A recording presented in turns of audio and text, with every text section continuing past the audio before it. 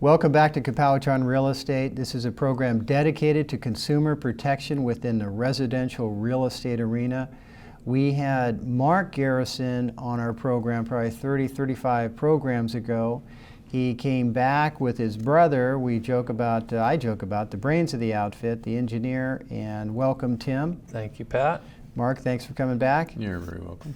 Let's just for the audience, let's start with Mark. Your background, you have one of the top, there's literally less than a handful of people in the residential real estate arena in Silicon Valley that do foundation and drainage. And that's when the home inspector spots there's a problem, you need to speak to an expert, and the Garrison name is one of the first that comes up. What is your background and your qualifications for I this? started working as a very young boy with my parents and my brother, and worked my way through college and multiple degrees. I wound up with a master's degree I finished about 15 years ago in construction engineering. Wow. And started my own company in my son's bedroom in 2002. Mm-hmm. And before that, I'd worked for multinational large corporations as a project engineer and worked my way up to a project manager. So your son was happy when the business took off, so he can have his room back? He got his room back. Yeah. I was going to say it's probably easier to start a construction business when you hang a shingle when you have a master's degree. It helps a little bit. It helps a little bit. You still know how to work QuickBooks, or you need some help with that. There's so much to it. They don't teach you in school. That's a whole other show. That's a whole other show, is running a business. Tim, I know, for instance, Builder Magazine's a national magazine, and like most, they have in-house writers. You're one of the few, if ever, that I know of that actually has your own business. You're on another coast, and you contribute to their magazine. How did you reach that pinnacle in your career and your industry? Well, I started writing for the National Association of Home Builders about 10 years ago, and was published weekly in their national magazine, and I figured out that I liked that. That was an online magazine, and I wanted to get in print, and so I decided that I like writing for builders. I like builders, I like hanging out with builders, I like helping builders. And so Builder Magazine to me was a natural, and I just kept chipping away, sending them queries and requests to write for them, and finally about a year ago I got some response. I've been writing for their online website for about a year, and I will have 3 pieces published in July's Builder Magazine. Wow. So now, in terms of Mark has a construction, he's in boots on the ground, so to speak, and you're behind the scene with the city building department. We're going to speak about permits in this particular show. Yeah. They want to see something in writing. That's where Mark goes to you. And by the way, you guys operate in the South Bay, the Silicon Valley. Right. And you work all over the West Coast. I know you can do consulting. So how does that play out when Mark has an issue or a job, whether it's commercial or residential? How do you get involved to work with the building and planning department?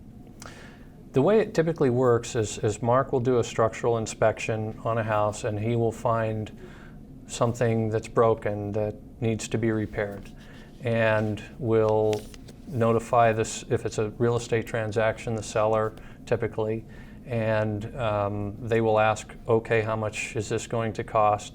And then he puts together a proposal knowing that a permit is going to be required, and typically when a permit's required, a plan is needed, and usually it needs to be stamped by an architect or an engineer. What we do is structural related repairs, and so that's a natural for an engineer, and that's what I do. So I create that plan that is used to go get the permit. I see.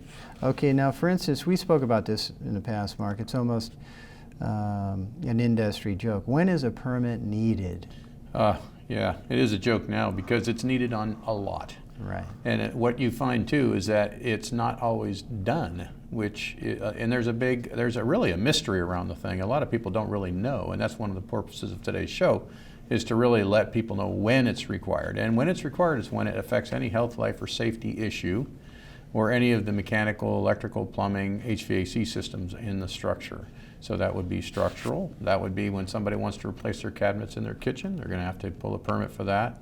And you know from the real estate side of things, Pat, how many times it does and does not get done. So it's a lot. All the time, and I've been in real estate for 25 years. Even before that, when I was involved with construction, I knew that permits have a value. They add value to the property.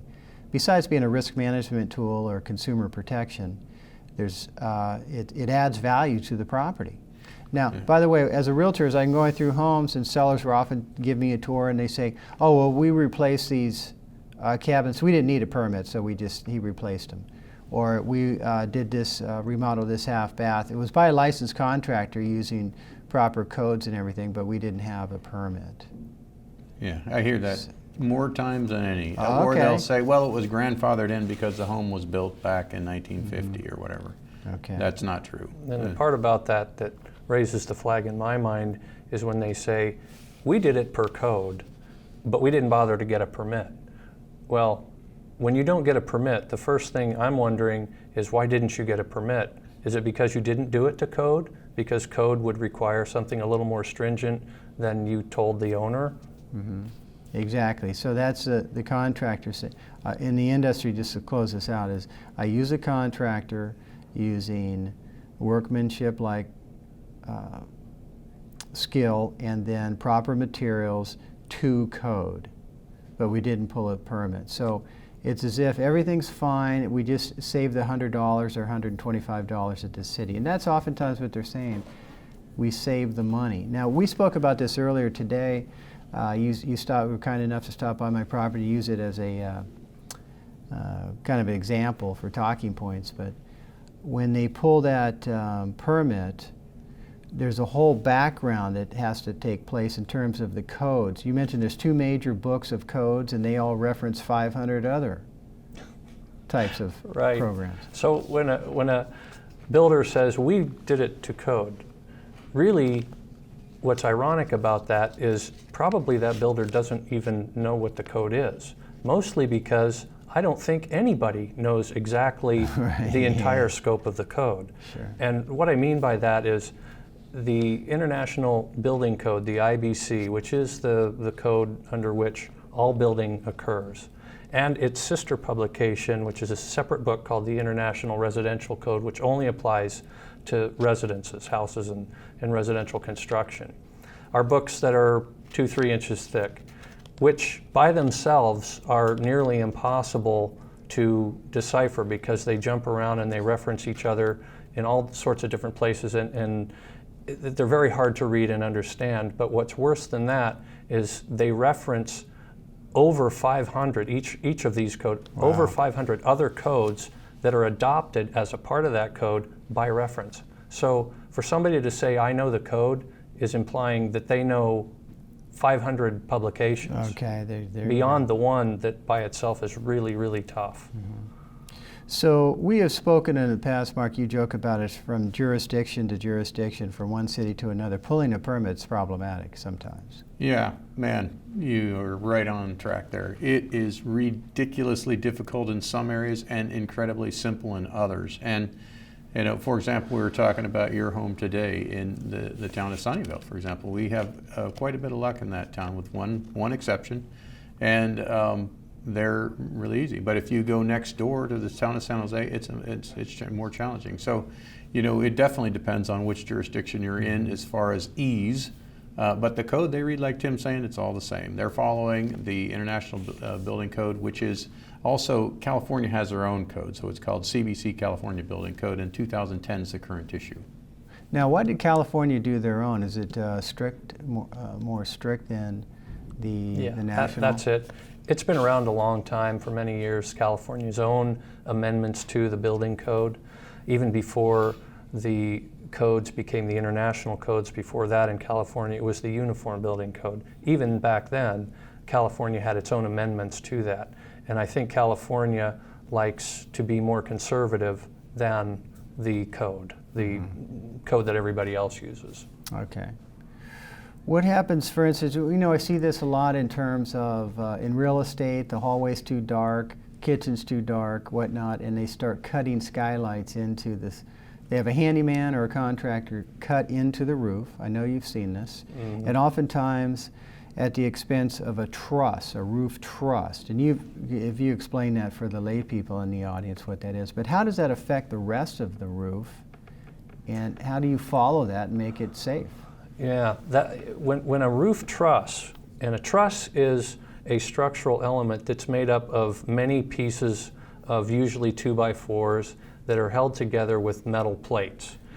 And one of those is a truss, and a roof consists of many of these trusses spaced about 2 feet apart. And for instance, that's the roof line, so to speak. Right, the triangular part, when you look up and see a roof, the truss defines that shape. Okay. It creates the ceiling and it creates the roof plane. When you cut one of those truss members, so a truss is this triangular piece, if you go in and snip one, you've ruined the entire truss. Each truss uses each member for strength, and if you cut one, it's like breaking the middle link of a chain. You've wrecked the chain. When that happens, usually what you see is the roof start to sag, or the ceiling will start to sag a little bit around the skylight if that's what caused the cut.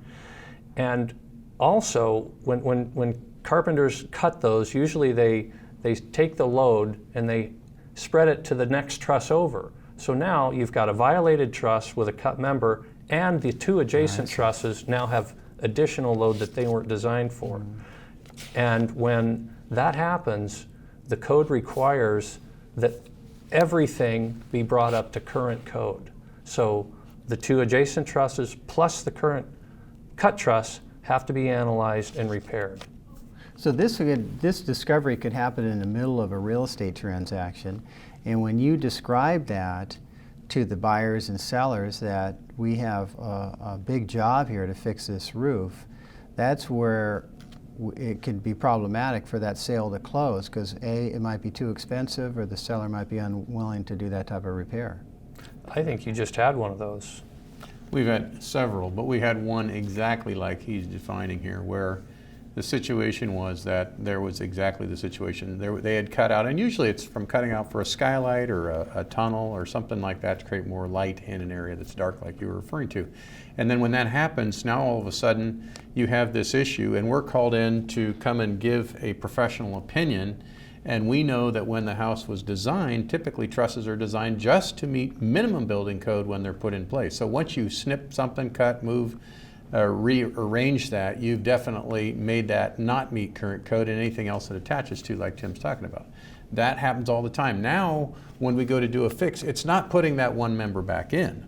It's going back and analyzing the area, putting together a professional drawing, going down to the building department, submitting a plan set in front of them, getting a quick turnaround on review, getting that repair put back in place, the work done, and getting the permit closed out, inspected, and done correctly. And yes, that is a process, and typically the more damage done, the more expensive. Okay, another problem I see, Tim, is when I'm going, the realtors, I love this, the realtors on the open house and say, oh, this room was converted into, the screened-in porch was converted to a master bath with permits using a licensed contractor, but we don't have permits for you. And they try and sell it as the original square footage. Yeah. So I was involved in one of those, and we had to reverse, get the permit working backwards, where they have to take the walls down and see how it was built, and that just was not going to fly. So the sale fell apart. Right, that'll be a deal killer. And when that happens, and it happens all the time, each jurisdiction is going to treat that a little differently. Jurisdictions where I live are generally pretty lenient on that. They might let, after the fact, an engineer like me come in, analyze it, and say, this meets code, this is okay. Or it will meet code if we just add a shear wall panel here. Or we need a little footing here, and then it would be okay. Some jurisdictions will say, this was built without permits, it's unpermitted as far as we're concerned, it's illegal construction, tear it down and start over. Got it. Okay. Now, in terms of Mark, you probably get triggered. You're out there all the time when you're on one issue, and then you see something else that triggers a whole nother set of issues. Right. All the time. All the time. Well, that describes most of our work, and quite frankly, you know, it's like we've seen every possible scenario of somebody trying to do something to get a shortcut in here. Right. And it's like you said, when you pull a permit, you guarantee that a minimum set of standards, which is the building code Tim's been referring to, has been met, inspected, reviewed, and approved. And that's why you're saying that's value. That is value, because Huge. now you have a third-party jurisdiction that's overseeing everything. When you don't have that, anything goes, and I'm here to tell you that anything a lot of times does go. And when they say, well, we did it without permits and it's fine, that immediately raises a flag. And yes, you can go back, and we do quite a bit. We'll go retroactively get that permit, but I can guarantee you it's much harder after the fact than it is to do it up front like we're talking about. Just go ahead, hire a firm that does the professional engineering, submit the permit, get it, go through the jurisdictional requirements and get the permit and do the work. So it's just really silly when homeowners are trying to save 100 or 200 or 300. It's typically quite a bit more than that now, and I think we need to really cover that, because city jurisdiction fees are not 100 or 200 unless you're pulling what's called a sub-trade permit, replacing a hot water heater tank, adding an outlet, adding a light, things of that nature, changing a gas line to come out the back and service maybe a barbecue. That's called a sub-trade permit. When you're dealing with a remodel or an issue where we call it an upgrade, those are typically a code upgrade that affects many parts of the building like you're referring to. Okay. Now, of course, with the money being tight in the economy, these cities need that income. Absolutely. Right? Yeah. And it probably help. And a lot of times they raise the prices of their fees to keep up with the economic requirements of their business. Now, of course, this Kapowich on Real Estate is all about consumer protection, and we have bad house cases. The real estate attorneys that we interview, 90% of the cases is a buyer going after a seller. Most of those cases are referred to as a bad house case. They either the buyer moves in, starts remodeling, discovers these other issues. And I've been involved in something like that, where a bathroom, they flipped the house, right? And they put a bathroom on top of an old bathroom, so to speak. So the termite guy had to work from underneath to clear up some of that mess. But you probably see a lot of that. You follow a contractor or follow somebody who just did work, and there's plenty of mistakes made. Well, almost guaranteed when there's no permit. Not every time, but when there's no permit, yeah, you see a lot of that. And not only do you see, it's like you see issues that are not only wrong, for example, they're just installed wrong, but they're now they've created a structural concern or a problem that didn't exist before. One of the easiest one to define is when they go in and they cut to install plumbing, they'll cut the substructure that's holding the floor up. Oh my gosh. See that all the time. Oh. And because there's no permit, there's no one there reviewing the installation, it gets done. Owners don't know because they typically don't crawl under the building or house to take a look at it. Okay, Tim had written about this before, Mark, when there's hidden defects on a remodel. But the lay people are not going to crawl underneath, and they weren't there. They were at work when that piece of structural member was cut Not into. only that, Pat, not to ding on other departments, but a lot of times it's done and covered up so that the building department will ask them, they'll shine a flashlight from the access, and they won't have clear visibility of the issue either. I see. Okay. What about, we are in earthquake country. A lot of the homes were built before they started to anchor the house to the foundation. What about seismic retrofits and permits? Obviously, you need permits for that. Yeah, that's a good one for Tim to answer. Really, what is a seismic retrofit for starters? Yeah, well, as earthquakes have caused a lot of damage in this state especially, the code cycle is every 3 years, meaning that the building code is updated every 3 years. And when an earthquake hits, scientists and engineers go study that. They take their results and they rewrite the code to address the failures that occurred from previous codes. And and so most of the buildings in older parts of towns, which happens a lot around here, there's a lot of old buildings around here, 50 years old is really common. The building code that was in effect when those were built may not have even recognized that earthquakes could cause problems on a house. And almost none of those houses, your house, for example, is 50 years old. It doesn't have a shear wall in it. it has what are called cripple walls also, which are a weak link in the earthquake resisting system that is typically the first thing to go when a really strong earthquake hits. And the codes have recognized that over the years. And now jurisdictions want homeowners to upgrade their older homes to get close to or to meet current building code. And so if you have a house and you're concerned that it may be prone to earthquakes, you can do a structural repair, or actually more correctly termed, you can do a seismic upgrade. And the jurisdictions want you to do that. And they make it relatively easy for you to do that. And the rules are that whatever you do, and you can do as much or little as you want, but it has to be to current code, the things that you do, and the parts that you don't do, you can't make them any weaker than they were before you started the project. Okay. Now, in terms of permits for drainage, let's say a foundation, are those,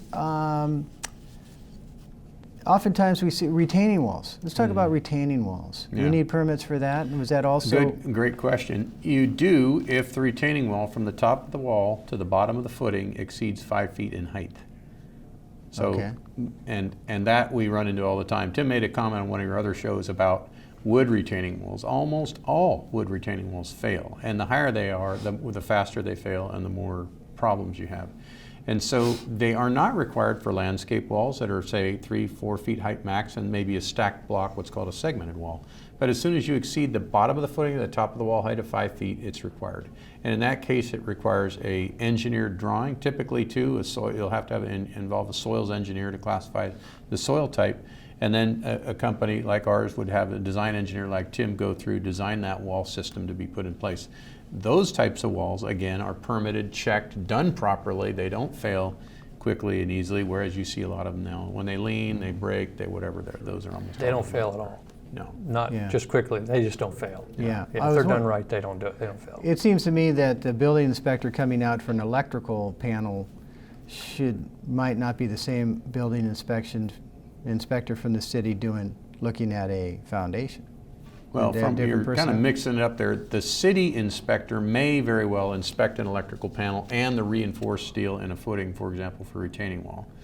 But there's a lot of different types of inspectors. What you're getting after is a good point, and that is that make sure that the right guy's looking at what his strength is. Correct. If you have a termite guy coming out to check for other than termite, you better make sure that he's got the capacity to do that. Well, I was speaking about city official from the building department. Yeah. You pulled a permit on for instance, you're doing an electrical change out on your house, and you're doing a retaining wall. Mm-hmm. Would the city send out the same guy, the same building inspector or would you think they might? Oh, okay. Yeah, they would, and here's why. A lot of smaller towns around here have one building inspector. Oh my gosh, because money's tight? Well, either that or it's a small town, and they can only afford one inspector. For example, Montserrat has one inspector. He's a very good inspector, but they got one. Here's an example related to that. I was involved as an expert witness in a lawsuit where a retaining wall was built and it was failing, and it was a part of a basement wall, and it was failing, and it was a relatively new house. There were lots of mistakes made by the contractor, but also the building inspector didn't catch some of the defects that he should have caught during normal routine inspections. So to expect a building inspector to, first of all, know the entire code is unrealistic, and secondly, to expect him to catch every mistake that a contractor makes, that's also unrealistic. Right. So now I've thought about this over the years, and I've read about it and heard about it, that the city can't be sued if there's a mistake. Correct? Is it? Well, I think anybody can be sued at any time. Okay. Yes, and that's probably a better question for the legal, attorneys, your right? legal Yeah, guests. I put you on the spot there, but now that said, so you have to get a permit for the retaining wall if it's for the 5 feet mark. Mm-hmm. What about drainage? We still need a permit for the drainage? No. Here's where it varies, and it does vary jurisdiction to jurisdiction. For example, the town of Palo Alto typically wants you to take the drainage and put it into the sewer system. They're the only jurisdiction I'm aware of where we've ever been required to do that in a basement that we retrofitted and put drainage on the inside of the basement. We did that over on Stanford Avenue in Palo Alto earlier this year. Most of the time, the water is kept on site. In other words, it gets outside of the foundation, goes on the sidewalks around the house, whatever, and away from the house into the lawns, etc. So it's going to be pumped out with a sump pump, for example, on the inside, something of that nature. Typically, unless you're adding the electrical outlet for the sump pump or something like that, no, drainage can be done without a permit. The question really is it going to be done correctly and be of value? And Sure. most of the time, it is not. Okay.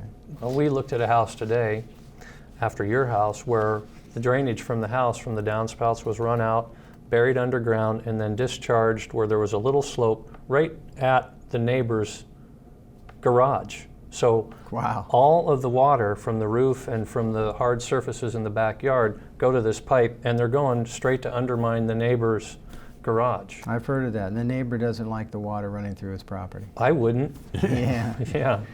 Okay.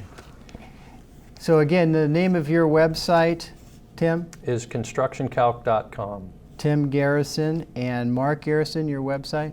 www.mgconstructors.com. And you two work together? You're still friends even though you were brothers? Best of friends. Absolutely. I've built a very credible, good business using the savvy of my brother. There you go. Well, thanks again for coming on the program. Appreciate it. Thanks for having me. Thank you, Pat. Glad to be here. Thanks again for watching Kapowich on Real Estate. This is a program dedicated to consumer protection within the residential real estate arena. If you have any questions, please call us at 408-245-7700. Our website is siliconvalleybroker.net, siliconvalleybroker.net. We will see you next week, same time, same channel. Take care.